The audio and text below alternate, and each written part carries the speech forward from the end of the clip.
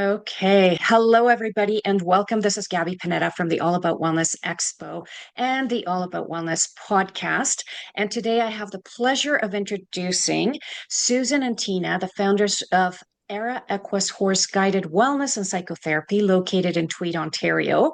Tina, hi, Tina. Hi Um, there. Tina's a licensed psychotherapist, and Susan is a medical education consultant and multi-certified equine specialist. Did I pronounce that right, Susan? Equine. Equine? Equine. Equine. Oh, sorry. Together, they help clients make positive changes in their mental health by facilitating a non-conventional, science-based approach to integrating horses into the healing process. Welcome, ladies.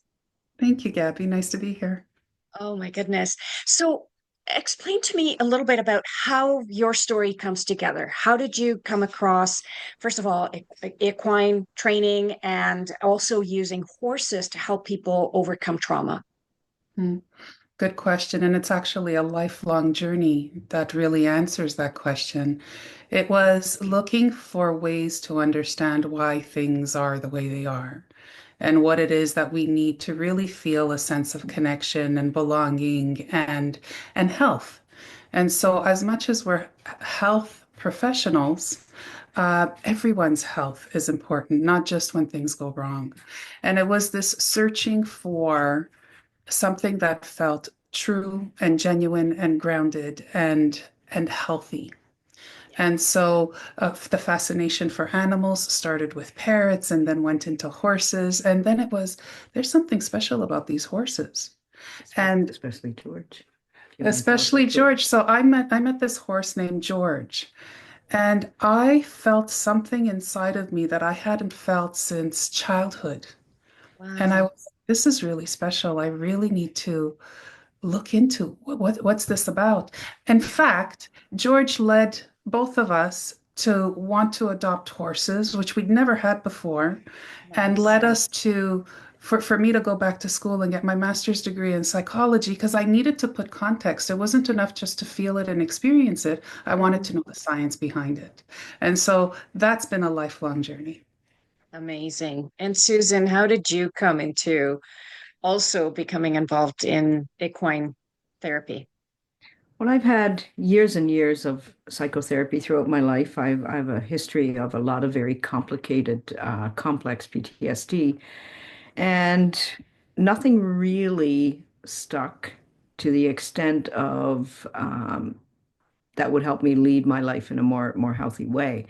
So about 10 years ago, Tina gifted me for my birthday an experience on a farm, a retreat with horses. And that experience was so powerful that it led me on a very similar journey to Tina, where I was curious about how I could partner with horses to be able to help people gain some of the same positive effects that I had gotten from that weekend, but to do so at a more deeper level.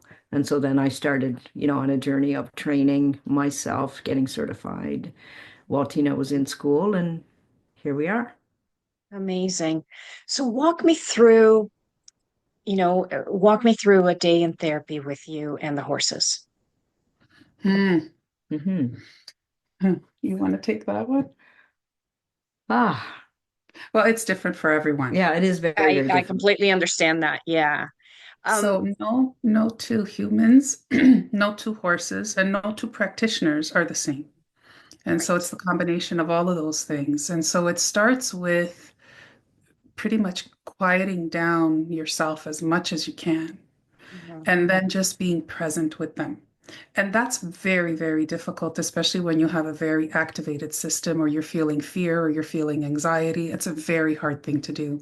So you're not engaging with the horses with like right in front of them the first go round. They're in their stalls or they're out in the field and you're observing them. And then you're observing what's going on inside of you. Is there a sense of excitement? Is there apprehension? What's really going on? Because of the novelty of it, people lean into it and they're kind of excited, but yet they're a little bit apprehensive. And it's like, how do you manage that? And then how Yes. do the horses respond? And then based on that, this regulation starts happening between the horse and the human. Mhm. And then based on that interaction, then we have a sense of, okay, that's your baseline. That's what it is that you need. This is what's actually coming up. So it's not done with words. It's Right. done right in the here and now in terms of interaction. And so the information that we gain by just watching how that happens, how that meeting happens, is the horse going away or are they engaged? Are they, wanting to leave the area? That gives us a lot of information. And then we go back to the client and see where they're in. So there's a lot of checking in, there's a lot of regulating and just being aware of what's going on inside. Interesting. Yeah. And I think in personality as well, the energy of a horse is that of leadership. And you mentioned on your website that horses don't lie. And so they're BS detectors, right? So even if you come in as a super positive person, but all you're emitting is negativity because you haven't worked on your own trauma, and not because you're a bad person, you haven't worked on your trauma. The horse is going to go, yeah, nope. And That's yet, very much it. Yeah, yeah. yeah. So a horse And is, and sorry, yes, is it? a horse is really good at reading your nervous system, at reading your body language, Yeah, and they will respond to your body language and sometimes mirror back what is happening inside of you. yeah, And so, as you said, if you come into the barn and you've got this pretty happy face, and yet inside you're angry, a horse knows that. And a horse will not engage with you if you're in that non-authentic space. They want you to be authentic. And so they yeah, command you to be present. They command you to be real in that yeah. particular space because horses are prey. And so the way that the horses have an instinct to flee or to fight or Mhm. sometimes to shut down. And so everybody that comes into their environment, they have to read what it is that you're bringing in order to feel safe. And so if they Right. feel that you're not being real or authentic, then they may not want to engage with you because you could be making their flock vulnerable, their herd vulnerable, Right. right? Yeah. So That's a very interesting approach and understanding of horses because you're right. Like uh horses will not let you into their space unless you are in the same space, in the same vibration as they are.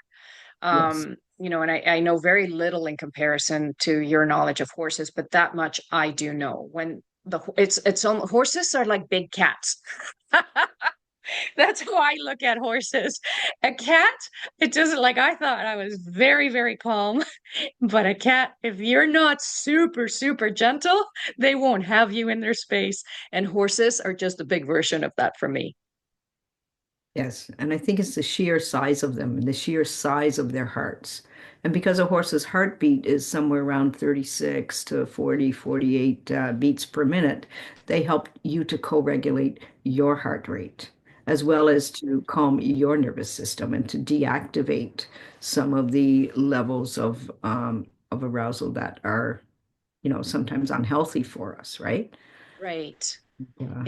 And Interesting. just your comment regarding the cat, there is a difference that I need to point out, and that is that cats and dogs are predator in terms of their background. So they come from Right. wolves or tigers, whereas horses are prey. Yeah, And so they scan their environment, they know what's going on around them before we're aware as humans that that thing is there. And they yeah, do that for survival's sake. right.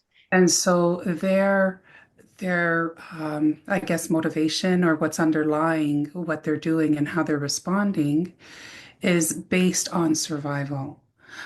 Right. Their engagement is based also on survival. Are they socially engaged because they're safe and they're regulated?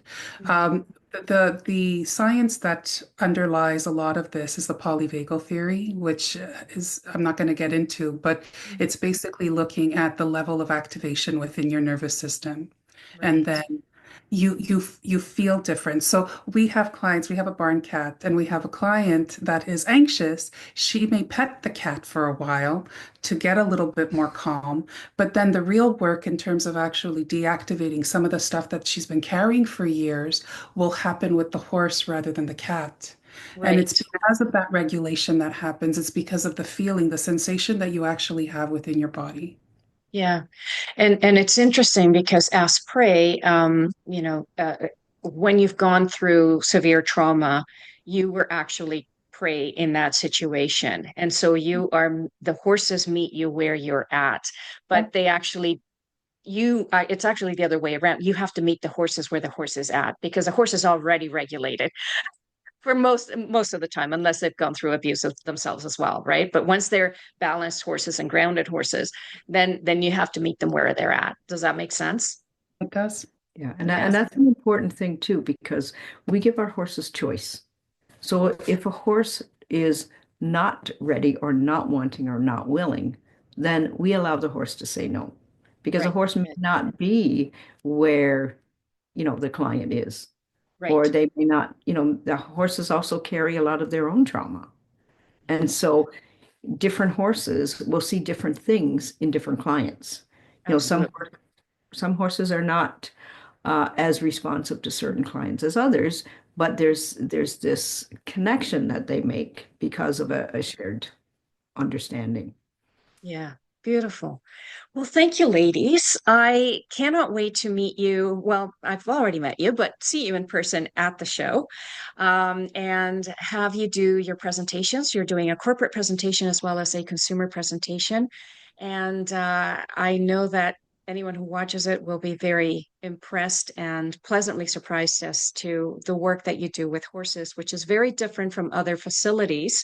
I know that there's other facilities where they ride horses. People don't ride horses in your facility. There's actually, you don't work with children either in terms of the horse work. Do you work with children outside of the horses, or it's strictly 18 and over? Well, we offer psychotherapy services, which are the more conventional things that a lot of people are used to. Okay. The horses are integrated within that for those who seek it Yep. or where we see benefit for it. Yeah. So And to children correct, under 12 yeah. Okay. generally are not serviced, but there are individual cases. Maybe they have an old soul and they're able to manage that. But generally 12 is the cutoff. That's Okay. where consent is provided by the individual rather than the Okay. guardian. Okay. And another question that I have for you is it strictly PTSD and trauma that you deal with, or No, no, you're no, open to, okay. This absolutely. can benefit anyone, Okay. anyone. If you go into a room and you don't feel quite like yourself and you want to feel really authentic, you want to know why is it that I have a headache today and I'm not feeling okay? Yeah. What is it about? Why am I not sleeping? Oftentimes it's because you're overriding, you're coping, you're doing a really great job at managing, but you're not getting to the underneath stuff. And Yeah. so for anyone who has stressors, which is pretty much a human condition, Yeah. it can. Amazing. Thank you again. I look forward to seeing you at the show. And how can people contact you if they would like to find out more about your services before or after the show?